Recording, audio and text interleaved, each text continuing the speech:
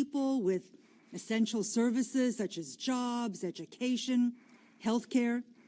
It also boosts our country's global competitiveness by increasing productivity across industries and increasing our quality of life. But today, our nation's infrastructure is aging.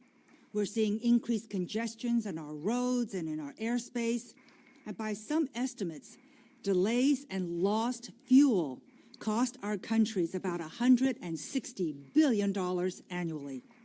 Our ports, inland waterways, and public transit systems are also in need of refurbishing.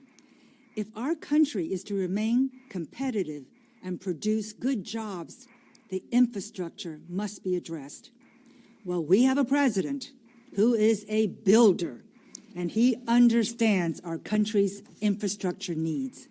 And so that is why the White House has proposed a plan to revitalize and rebuild our critical infrastructure.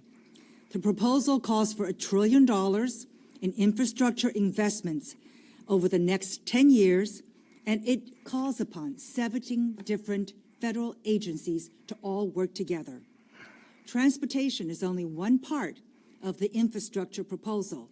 There's also water, energy, broadband, veterans hospitals, rural America, and transformative technologies.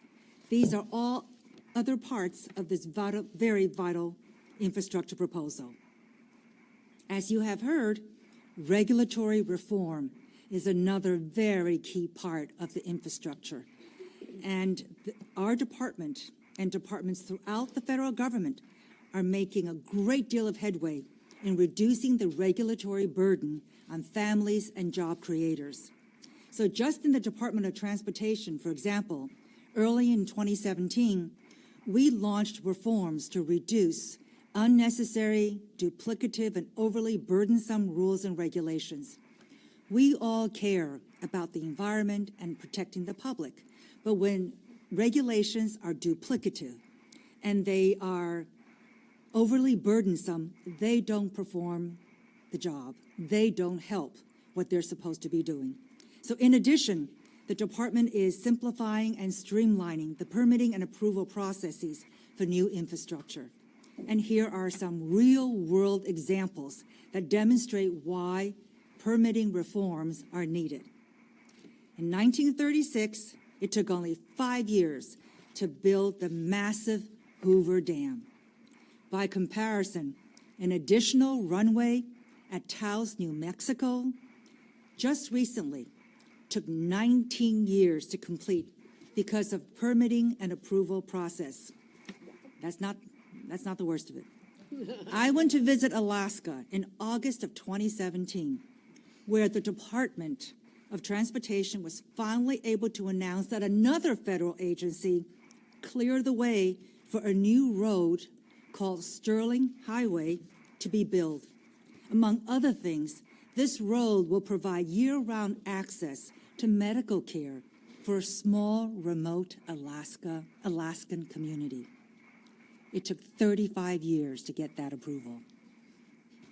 America cannot afford these delays and costs. They not only impact the economy, but also the quality of life.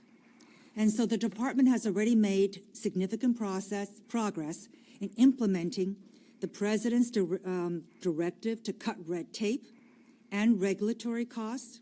So under this president, this administration, costs associated with new Department of Transportation regulations are now negative.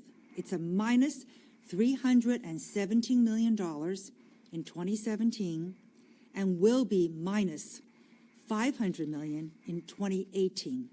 So we are actually saving taxpayers nearly $800 million in unnecessary burdensome regulations just in 2017 and 2018 alone.